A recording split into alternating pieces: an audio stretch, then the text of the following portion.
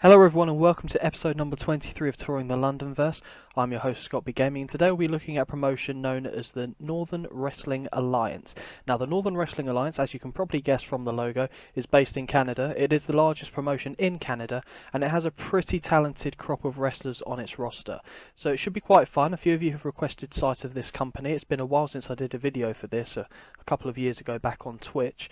As you can see here from the data, we've gone for James Avatar, default stats right down the centre, turned off the fog of war so it should be able to give you a real insight into the workers on the roster, and I've simmed up to the day of the show, which is Thursday. It's a television show every Thursday, and it's NWA Warzone. So we'll go into this, we'll go to the hub of the promotion, and we can see here I've taken over ownership of the company for these videos. The size is at Colt. We're 10th ranked overall given the size, which isn't too bad. I think, even though we saw in the previous episode, we saw DUSA are ranked 4th, for my money, NWA are a better company overall with the talent and the position that they currently hold. Money, again, $5 million to go through, so that's nice and handy. Prestige is C, Momentum B-, and the next show, NWA Warzone, which is tonight.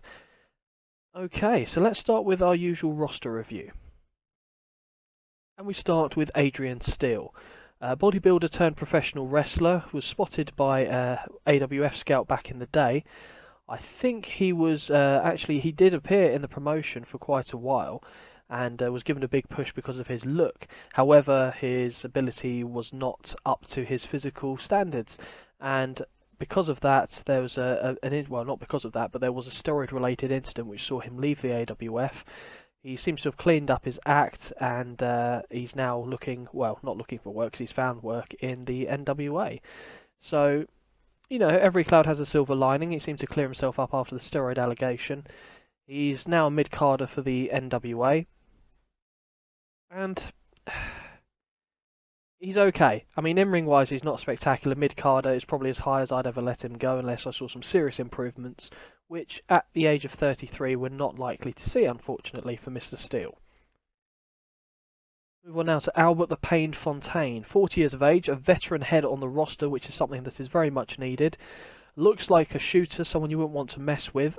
Chain wrestling and mat wrestling are the gentleman's strong points, although his style is of cruiserweight, which I'm almost convinced isn't correct. It's not. I need to amend that in the data, but good job I spotted it now. He's a technical wrestler, not a cruiserweight. I knew that just by looking at him, and I remember putting him in the data. But yeah, no, he's definitely not a cruiserweight, unless he's weirdly changed his style in the 3 days that led up to this show, which I don't think he did either. Anyway, he's a technician. I'll amend that after the video. Alexander Ace. I think, again, he's a little bit of an average Joe. I think the fact that he's an upper mid-carder is outrageous, to be honest with you, with the talent that we have on the roster in general. He would be, again, another person in the mid-card. In fact, I'd probably even have Albert Fontaine higher than him, because I think he offers more even at the age of 40. He's not bad. Again, jack of all trades, but, it would take me a while to get behind this guy, I think. Arrogant heel, though, so it's quite good. Now, this is one of the favourite renders that's in the database as far as I'm concerned. One of the favourite characters I have as well, and that's the dominance of the species alpha male. 29 years of age, main eventer, continual threat for the NWA North American Championship. He's a machine, and his brawling abilities and even his mat wrestling ability isn't terrible. But he gets by quite far with his menace, and I think, given the level of the technical people around him, he's probably going to improve by leaps and bounds as well. So I see a very bright future for Alpha Male, although I'd hope that NWA, if I was booking as them, would be able to retain his services, because really he could go to any of the big companies, I think. Move on now to Brady Danielson, the Calgary Thrasher. Skilled technician in his own right, and if you just look at his abilities, chain wrestling and mat wrestling, both in the B+, basics and psychology are fantastic. 29 years of age. Although he's only a mid-carder in the company, he's definitely someone that I'd be getting to the main event scene within a year, I think. Yeah, I was about to say maybe not actually, but no, within a year definitely. Just fantastic. Move on now to Champagne Dream, real name Lawrence Aiken. born in Buffalo, New York. Very much someone who would flash his cash about. He's got the prima donna gimmick going. In-ring wise, as well, his aerial ability is pretty good. His mat wrestling's okay. He's 36 years of age, so he's probably got quite a bit to offer some of the younger workers on the roster in terms of learning experience from him. So I don't see him ever getting to be a main eventer in his own right, but again, he's another person that I could see staying around for a while, and he does actually tag team with Alexander Ace as the Can-Am XS. So it's not a bad tag team actually. If Alexander Ace was on his own, maybe not, but with Champagne Dream, I think it works fine. Move on now to Danny Shaw, 38 years of age, another seasoned veteran. Machine gimmick, one half of the NWA World Tag Team title holders. He's, well, the gimmick says it all. He's a machine. Wrestling-wise, it's just fantastic. Chain wrestling and mat wrestling are both good. Bested only so far by Brady Danielson. He's deserving of his lofty position, and to be fair, he's actually that good that I wouldn't mind having him go on a little bit of a singles run. Not necessarily to win a title, but he could probably get some very good matches out of the likes of Alpha Male, should they ever have to cross paths. Moving on now to one of the main event stars of the promotion from Germany, Diethelm Wolf. Was one of the bigger stars in the European scene before relocating to Canada, wanting to become a bit better known for himself. In fact, it even said he was, well, the bio is typoed quite badly, unfortunately, for this bit. But one of the companies he was big in Europe was the EWA, which is a promotion that will be added into the data after the initial release. He's got the Iceman gimmick, a bit kind of mysterious in that respect, but chain wrestling, mat wrestling, very good. Everything else is pretty good on the rows that you'd want to be interested in for this kind of worker. And a solid hand to have in the main event scene, if never going to be a long-term title holder.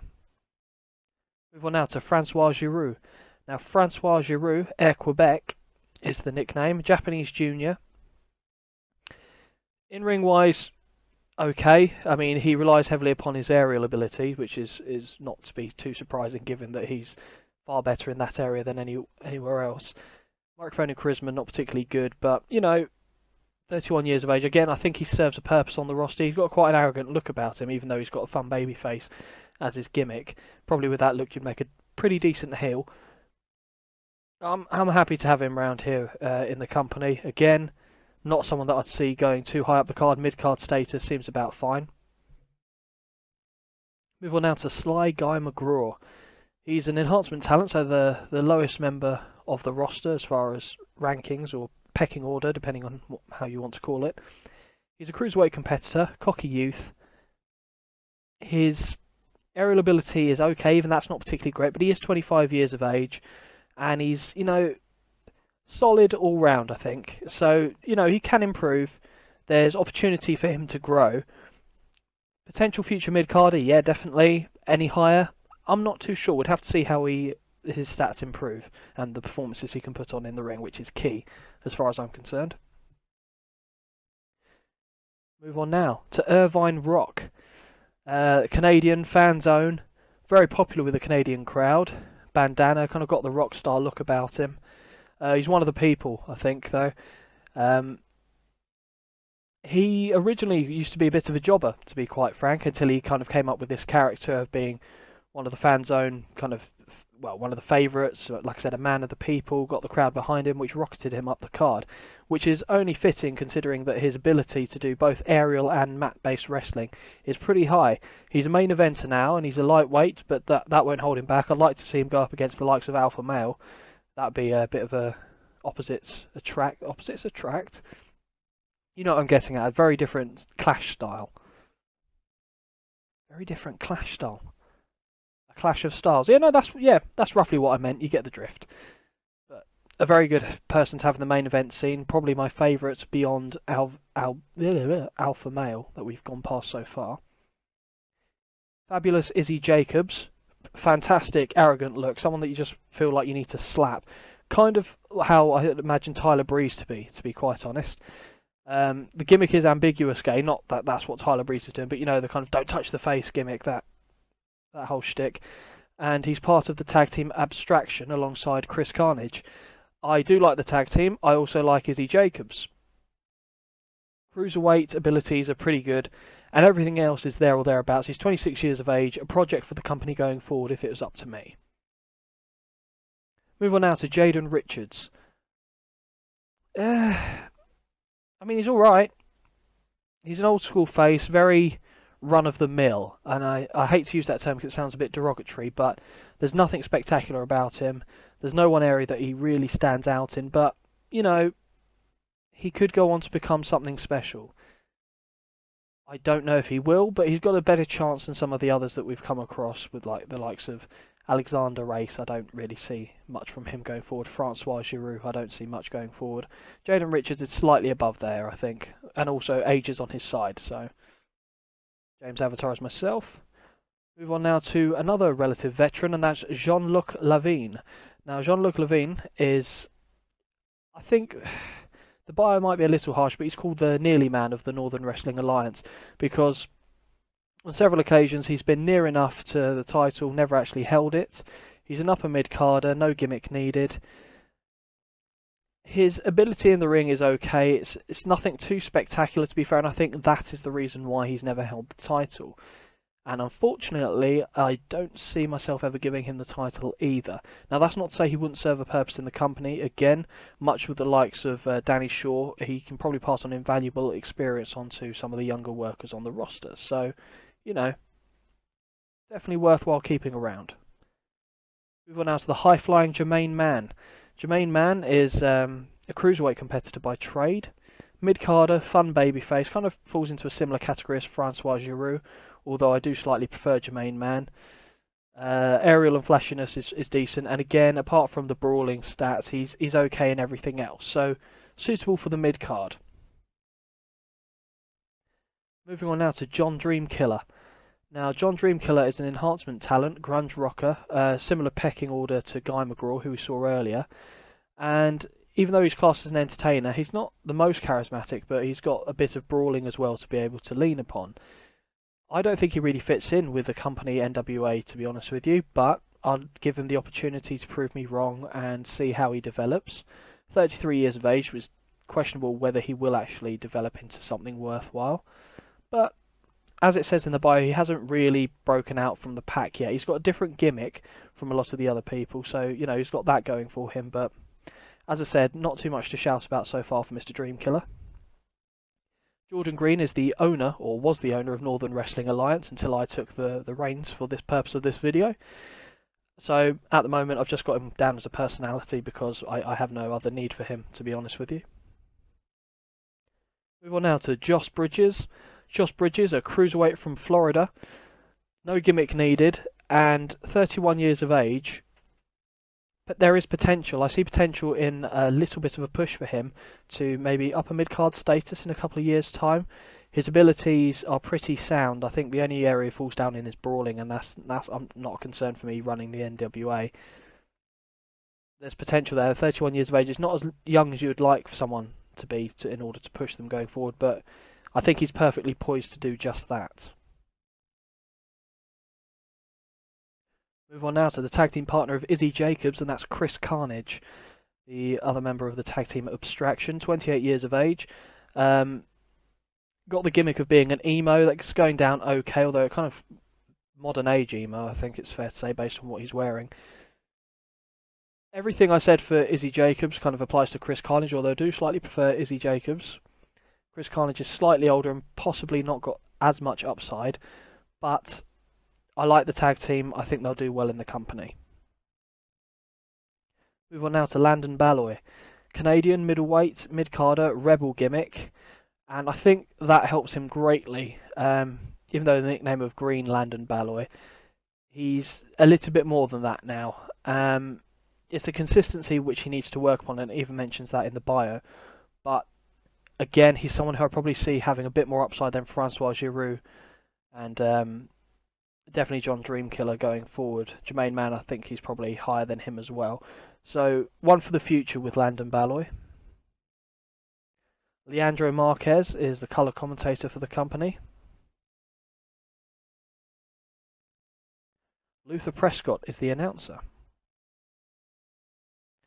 Move on now to Lyman Bradley, main eventer, badass, brawler, and really that's all he needs to get by on. He's got a fair amount of charisma, but his brawling ability and name value is seeing him do quite well in the company because, to be honest with you, I don't think he should be a main eventer in this company.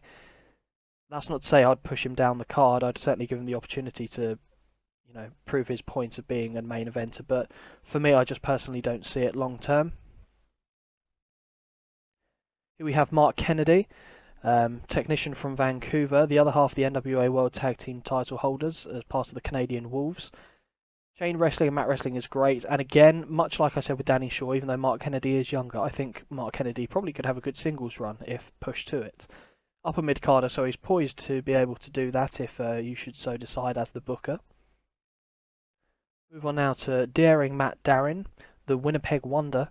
He's the NWA Light Heavyweight Champion. He is a mid-carder. He's got the gimmick of being a hustler, a fast talker as it were. And again, very much a person that's deserving of their mid-card status. There is potential. The more I look at the stats, the more I think there is potential to actually elevate you a bit higher than your current level. I mean, to be fair, he's already the NWA Light Heavyweight Champion. That counts for something. And seeing as there's a lot of competition in the lightweight division for him, it's impressive that he's holding the title. Whether I see him going much further, I don't know. But I'd give him the opportunity to do so. Move on now to Nicky Dynamite, born in Toronto. He's an opener, and probably, truth be told, one of the people that I wouldn't mind if they weren't in the company. He doesn't really offer anything that other people on the roster don't already do to a higher degree. So give him his opportunity, see how he does. If he's not worthwhile keeping round, he's only on a paper appearance contract, I can terminate that, so that's fine. Move on now to the road agent, Patch Mulligan. Philip Dubeck. Now, Philip Dubeck is a relatively young wrestler at 28 years of age, Japanese junior, and he's damn good actually. He's got the show stealer gimmick going for him.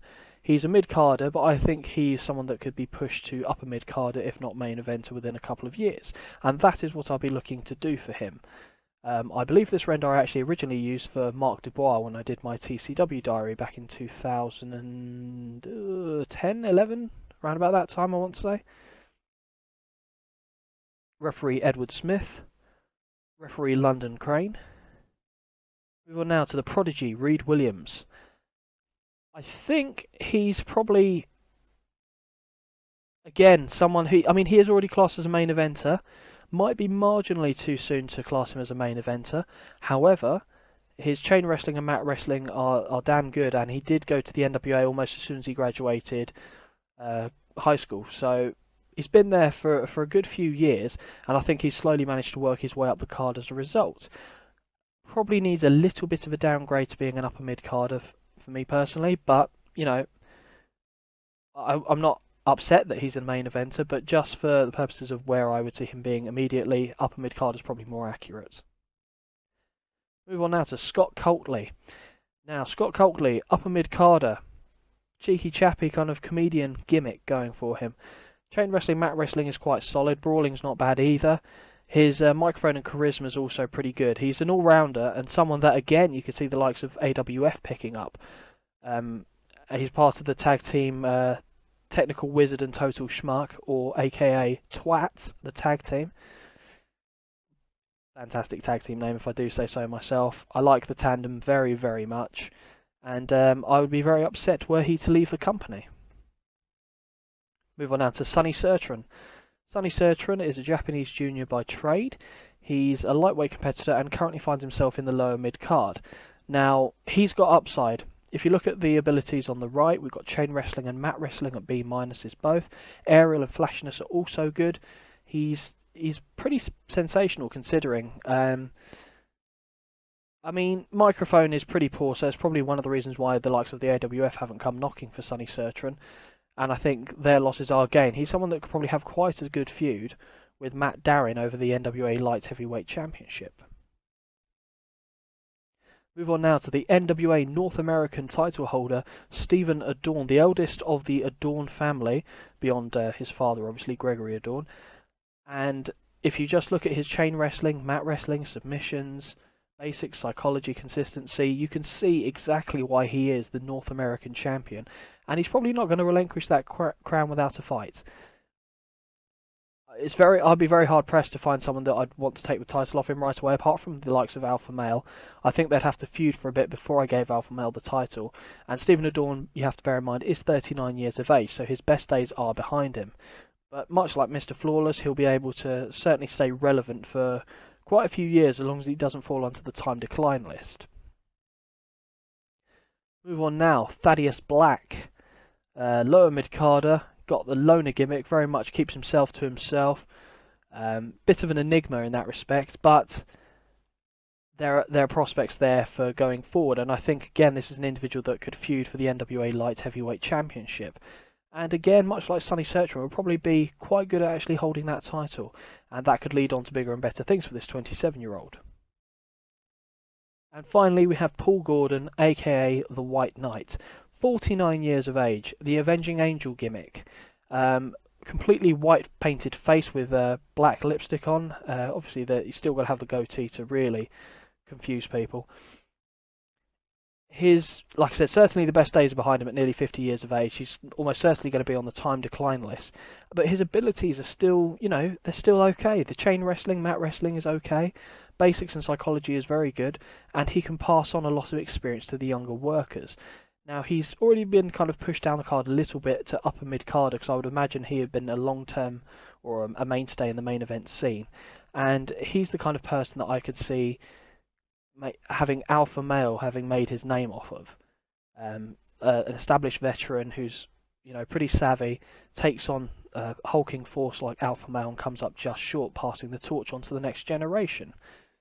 And that nicely brings us to the end of the NWA roster. As you can see, there's a lot of talented workers on there, and this is part of the reason why they're the biggest company in Canada and one of the biggest companies in the database. Certainly one of the most talented as well.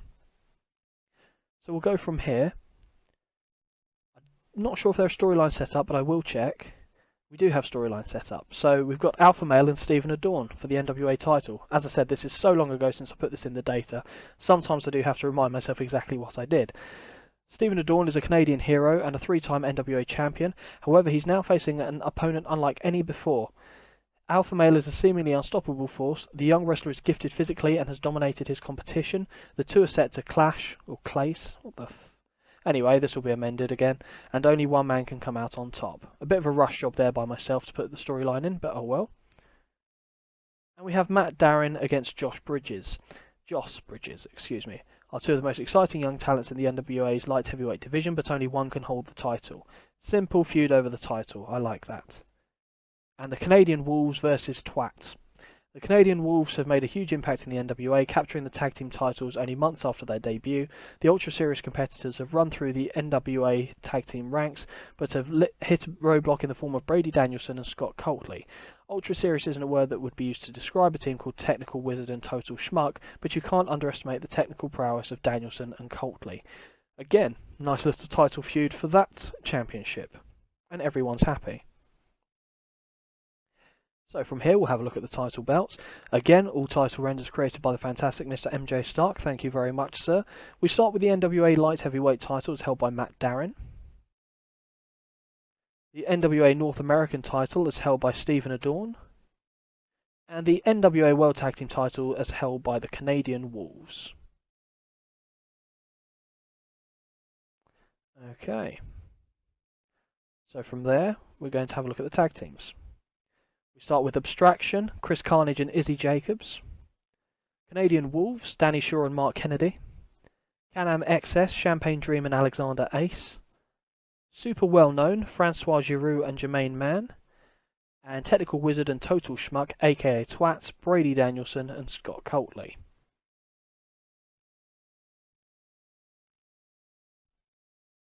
Right, so now we'll get to have a look at the creative meeting. Franchise players.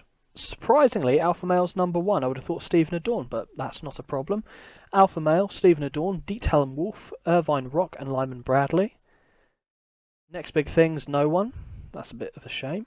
Hot prospects, we've got a lot though. Landon Balloy, Philip Dubeck, Brady Danielson, Sonny Sertron and Chris Carnage. Talk the Talk, Alpha Male, Scott Coultley, Irvine Rock, Lyman Bradley and Stephen Adorn. Showstoppers, Stephen Adorn, Champagne Dream, Irvine Rock, Brady Danielson and Diethelm Wolf. Ring General, Stephen Adorn, The White Knight, Mark Kennedy, Danny Shaw and Albert Fontaine. Who's hot? Diethelm Wolf, Stephen Adorn, Irvine Rock, Reed Williams and Alpha Male. That's a pretty good list actually. Who's not? Josh Bridges, Scott Coultley, Jaden Richards, Thaddeus Black and Sonny Sertron. Time Decline, The White Knight and Albert Fontaine. Both of those I would have expected. Hidden Gems, Simone Studd making another appearance for us here. Ray Williams, absolutely not. Clayton Purdy, E.S. Cormier and Cole Abrams. Okay, so let's now have a go at booking a show as this company. King Edward Multiplex is fine. Locker room incidents. Ooh. There's been an incident involving Stephen Adorn. Please be good. Hey, Stephen Adorn has gotten a lot of heat with the rest of the locker room due to his recent attitude, and there are signs that it could turn into a very bad situation if not handled soon. As his employer, you now have to choose how to deal with this situation. Bit of a difficult situation for me, to be quite honest. He is the champion, the most talented worker on the roster, but still the attitude thing, you need to keep them in check. So I don't think the fatherly approach is going to work, because his father would just stretch him out. So I'm going to go with stern warning. No. Riot act. I think he's going to dismiss anything I do anyway. This is a complete waste of time. There you go. So that was solved really badly. Okay, so we've got a few negative influences there, but quite a lot of positive influences as well. But it's still outweighing it, and I think that's probably because of Stephen Adorn's fat head. So we need to book 2 hours worth of show here. Okay, so some of these matches can go quite a while. We'll put Stephen Adorn in the main event. Okay. It'll be a non-title affair with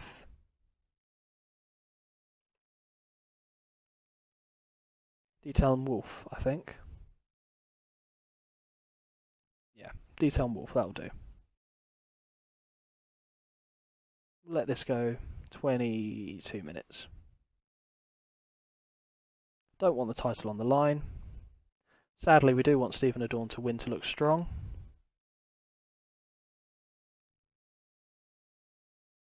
Be an open match. Oh, didn't realise I double clicked it, that's my fault. That's fine, I don't want the title to be on the line. I'm pretty sure I could turn the situation around with Stephen Adorn anyway. Given time, of course. Let's have a tag team outing.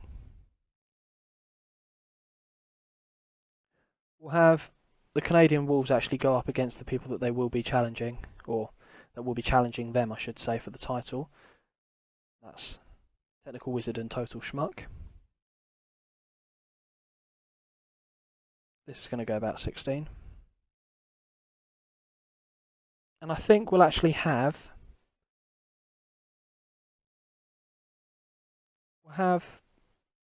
We'll have Brady Danielson take a win over Danny Shaw.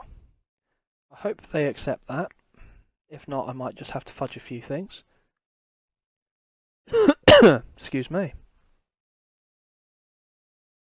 No, they took it. That's great. I might even have a singles match for the Light Heavyweight Championship. So we're going to have the champion, Matt Darren. But it won't be against the guy he's going to feud with, Josh Bridges. It will be someone like Jermaine Mann. Just want to make sure that that is heel and face. Yes, I thought it was, but apparently I do that quite a lot when I'm doing these videos, at least anyway. So this will only go about 12. And we will put the title on the line. Victor is going to be Matt Darren.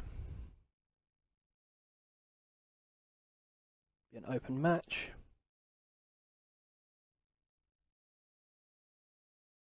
Okay, again it will be oh no, I've already done that. That's fine then. I'll be earlier in the show. Most of this is going to be match heavy stuff, I think. I want Alpha Male to get a killing under his belt, which is something I can probably imagine him actually saying. We'll also give him some promo time. He's a heel. As I mentioned it briefly in the bio of White Knight, let's just have him, for the purpose of this video, take a loss here. It's not going to be a complete run over though, but say 13 minutes. Victor, Alpha Male, loser White Knight. Beyond that, I'll leave it up to them. If it were for a diary purpose, obviously I'll be going into the smallest amount of detail to get across exactly what I wanted to portray. Around 80% matches, that's fine. I've got a few ideas for angles anyway. So we'll have a... Nope, not that one. Actually, yeah, no, let's do that.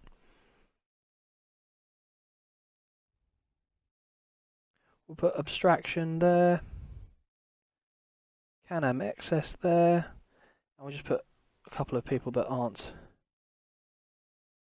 in the reckoning. Jaden Richards.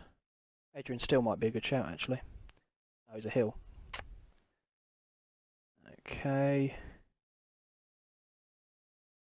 Nicky Dynamite.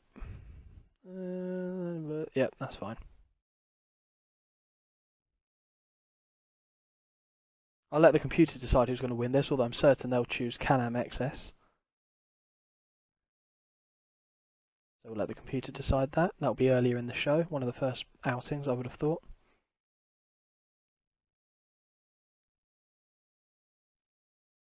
I want, out of who's left, Josh Bridges. I want to get a win to put him closer to the level of the man that he'll be going up against. And I think I'll do that by having him take out Landon Balloy in a tightly contested affair. Hopefully Landon Balloy is willing to accept that. About 12 minutes.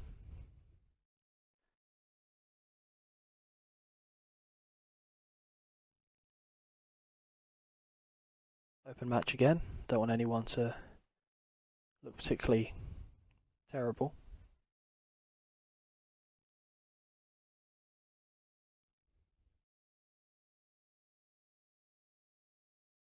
And so we've got 97 minutes.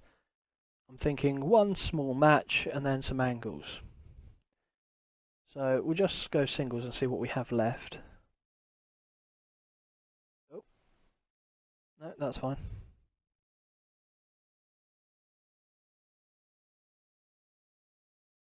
I think Irvine Rock.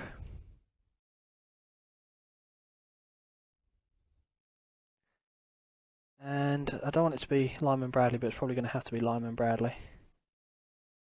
And we'll have Irvine Rock get a win.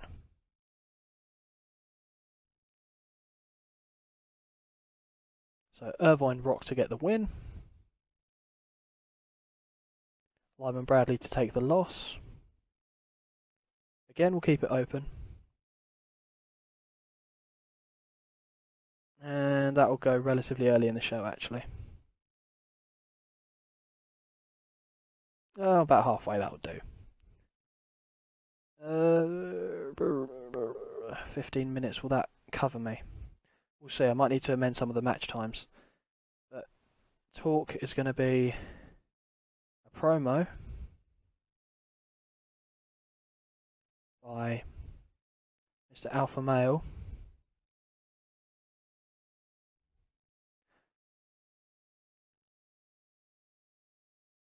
And what we'll do, even though it won't be written in stone, well, it won't be written in the actual promo, we're going to have Alpha Male come down and destroy Stephen Adorn after his main event match. And then just yell at the crowd why he's going to be the champion, you know, the usual shtick. We'll have a tag team promo as well, actually. Oh.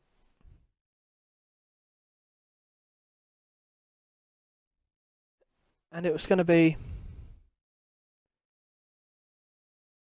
Brady Danielson and Scott Coultley talking about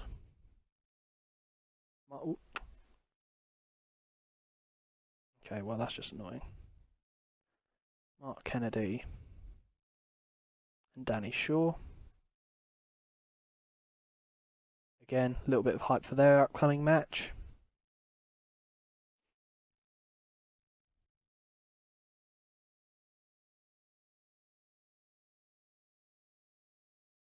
Or they say they're having a promo, then the match happens, and then it goes from there. Got 5 minutes left. I might as well use it for just one more promo.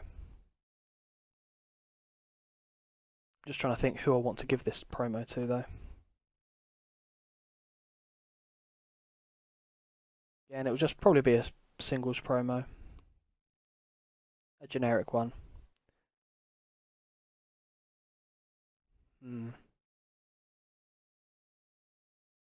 I might give D10 Wolf. I don't think he's particularly good, and it's not going to be a long one. Go 3 minutes. Just about his match in the main event against Stephen Adorn.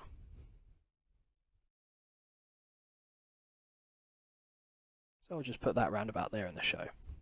And that's pretty much as much as I want to do on that.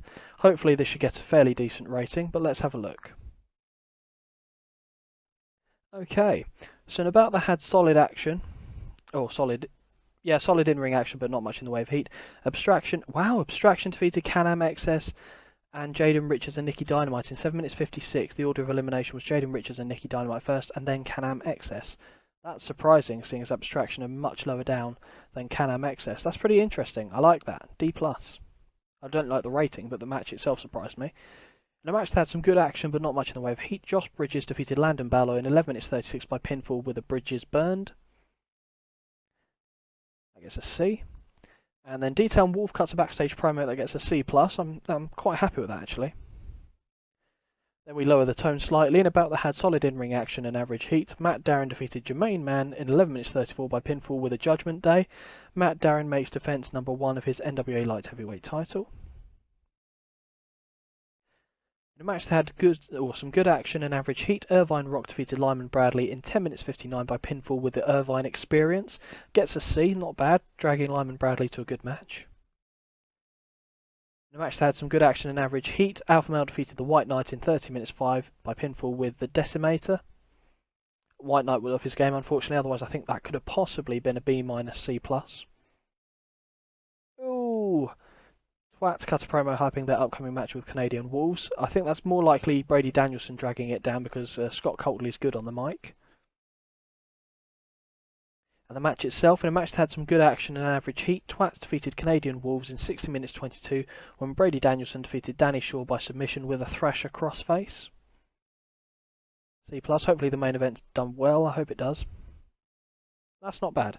In a bout that featured great action and a good crowd, Stephen Adorn defeated D-Town Wolf in 21 minutes and 47 seconds by submission with an Adorn clutch. Now, I know Stephen Adorn can actually get A-rated matches, so this probably could have classed as one of his off nights, but I'm still happy with the B for the main event. I'm just hoping the last angle does quite well. And it does. Alpha Male cuts a promo hyping up his upcoming match with Stephen Adorn, let's say after he beats down Stephen Adorn following his win, B+. That's good. The show increased our popularity in 5 regions as we hit a B. 5,000 people turned up for the event. I think all in all that's quite a successful show. Now with the NWA, the opportunity to expand and just really get creative is there, and I think that's why this is one of the companies that a lot of people wanted to hear more about and just get a bit more of an in-depth look. And so hopefully you have all enjoyed that. Now, as far as the next company to be covered, by all means, as you know, you can comment in the boxes below. Let me know what you think. Obviously, if you have any other questions about the data in general or about the company or anything that you think I might have overlooked, let me know. Like I said, I read all the information and I will get back to you on that. As far as the next episode, which will be episode 24, I believe, like I said, I haven't decided what I'm going to cover yet, so I'll be interested to see what you guys think. But that now brings us to the end of the review for the NWA. So thank you all for watching. If you have liked this video, please do like it and hit subscribe. It means a great deal to me. And until next time, guys, I'll see you around.